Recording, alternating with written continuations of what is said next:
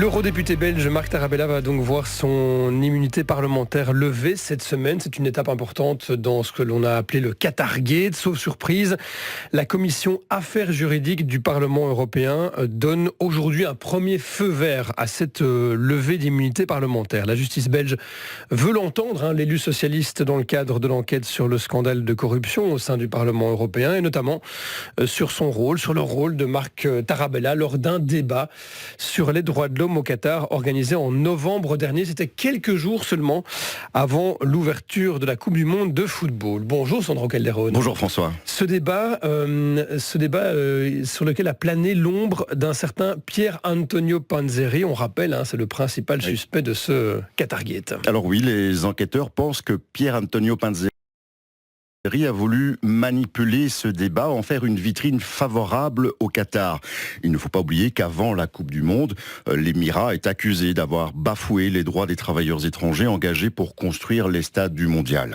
Les soupçons des enquêteurs belges remontent au mois d'octobre dernier. Le 10 octobre, l'ex-eurodéputé italien Pier Antonio Panzeri et son fidèle assistant Francesco Giorgi ont rendez-vous avec ceux qu'ils nomment les nôtres. Comprenez, des responsables qataris. La suite nous est raconté par un des journalistes du quotidien Le Soir qui a révélé le Qatargate. De manière exclusive, Joël Matriche a eu accès à des écoutes téléphoniques et à des comptes rendus d'audition. Monsieur Panzeri, Monsieur Giorgi et les Qataris se sont vus le 10 octobre. Les Qataris eux-mêmes sont arrivés à l'hôtel le 9 octobre avec 3 Mercedes. Ils étaient 6, dont le ministre du Travail, Monsieur Almari. Et puis le lendemain, ils se sont vus avec Antonio Panzeri et Francesco Giorgi. La rencontre se tient dans la suite 412 de l'hôtel de luxe Steigenberger Witchers sur l'avenue Louise. Alors c'est précis, que se disent les Qataris et le duo italien? Alors d'après des éléments d'enquête à la disposition de Soir, il est question d'un débat sur le Qatar prévu un mois plus tard au Parlement européen à Bruxelles et dans lequel le ministre du Travail du Qatar doit prendre la parole. Il apparaît clairement que cette réunion dans l'hôtel 5 étoiles avait pour but de préparer l'audition, le passage à Bruxelles de M. Almari le 14 novembre. Et Pauline Hoffmann, elle aussi, journaliste au Soir, de préciser. Visiblement, Antonio Panzeri est celui qui a écrit le discours de M. Almari.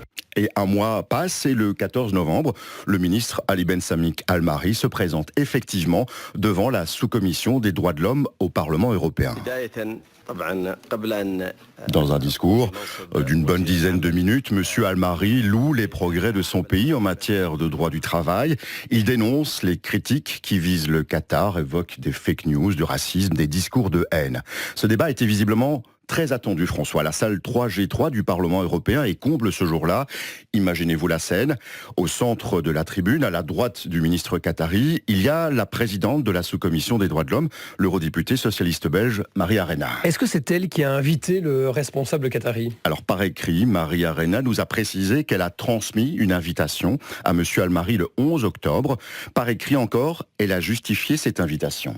Il m'a semblé utile de l'inviter étant donné la décision de débattre de la question droits de l'homme au Qatar en sous-commission droit, car lors de cet exercice, il y aurait confrontation de points de vue. Et de fait, François, à la gauche de M. Almari se trouvent des experts de l'Organisation internationale du travail, de la Confédération internationale des syndicats et de l'ONG Human Rights Watch.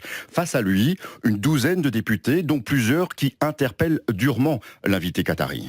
Je pense que c'est le mondial de la honte. Comment apprécier un match de foot qui se joue dans un stade, qui a coûté la vie à des travailleurs étrangers et dans des conditions de travail inhumaines?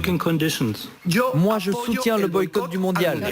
Voilà, une poignée d'eurodéputés se montre moins sévère, et parmi eux, l'eurodéputé socialiste belge, Marc Tarabella. Merci Président, je vais essayer d'être bref parce que je n'avais pas prévu de prendre la parole.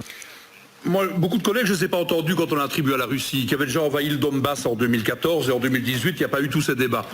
Et donc aujourd'hui, moi ce que j'accuse aujourd'hui, c'est que certains collègues voient une image vieille d'il y a 10 ans, alors qu'il faut regarder le film de l'évolution et l'apprécier à sa juste valeur, en invitant le Qatar à continuer les efforts, évidemment après, puisque évidemment ils le disent eux-mêmes, la situation n'est pas parfaite là-bas.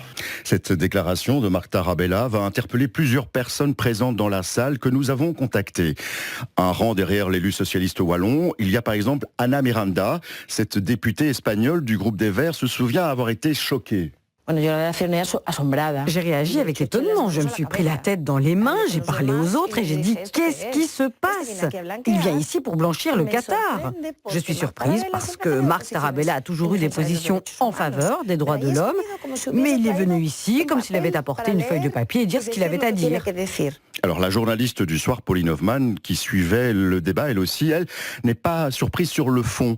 Ces dernières années, Marc Tarabella avait à plusieurs fois souligné les efforts du Qatar. Non, ce qui étonne la journaliste du soir, c'est que dans un premier temps, Marc Tarabella n'avait pas prévu de prendre la parole avant de changer d'avis. Oui, et c'est d'autant plus étonnant en fait quand on voit ce qui s'est passé un petit peu en coulisses, dans des éléments d'enquête. On remarque qu'il y a eu des échanges téléphoniques entre Francesco Giorgi et Pier Antonio Panzeri pendant cette sous-commission. C'est-à-dire que Francesco Giorgi est installé dans les travées. Moi, je ne l'ai pas remarqué, je ne le connais pas à ce moment-là, mais il est là. Et dans des éléments d'enquête, on remarque que M. Panzeri demande à M. Giorgi de faire passer un message et que M. Tarabella intervienne. Ça se passe à un moment et 3-4 minutes plus tard, effectivement, M. Tarabella intervient. Voilà François, cet élément tend à prouver évidemment que M. Panzeri a tenté d'influencer à distance le débat sur le Qatar. En réalité, pas vraiment à distance d'ailleurs, car l'eurodéputé Anna Miranda affirme avoir vu l'ex-député italien dans les couloirs du Parlement ce jour-là. J'ai été surprise de voir M. Panzeri en dehors de la salle. Il se promenait, je l'ai vu 2 fois dans le Parlement. J'ai pensé, qu'est-ce qu'il fait ici avec ce monsieur ? Mais je n'ai pas pensé qu'il avait une liaison aussi directe avec le Maroc et le Qatar dans un tel réseau de corruption. Alors Sandro, il faut rappeler ici que si Pier Antonio Panzeri est passé aux aveux, c'est pas du tout le cas de Marc Tarabella. Non, Marc Tarabella, qui ne s'oppose pas à la levée de son immunité parlementaire, assure ne rien avoir à se reprocher, comme le disait d'ailleurs son avocat Maxime Teller sur nos antennes ici même il y a 15 jours. M. Tarabella est très clair, il n'a jamais reçu ni argent, ni promesse, ni cadeau de quelque nature que ce soit, contre quelque position que ce soit. Voilà, quant à Pier Antonio Panzeri, a-t-il lui monnayé ces jeux d'influence au profit du Qatar ? Selon Joël Matriche du journal Le Soir, les enquêteurs ont des soupçons depuis la rencontre du 10 octobre dans cet hôtel bruxellois entre des responsables qataris, Francesco Giorgi et Pier Antonio Panzeri. Ils rentrent dans la suite 412 et là sur les images on voit effectivement qu'il y a une mallette, enfin une sorte de sac, on ne voit pas très bien, les images sont assez floues, ils doivent faire des progrès là-dessus. Et puis quand ils en ressortent un petit peu plus tard, le sac, notent les enquêteurs, a l'air un peu plus épais, un peu plus rempli. Ils soupçonnent peut-être qu'il y avait de l'argent dans cette valise lorsqu'ils sont sortis de la suite 412. Ouais.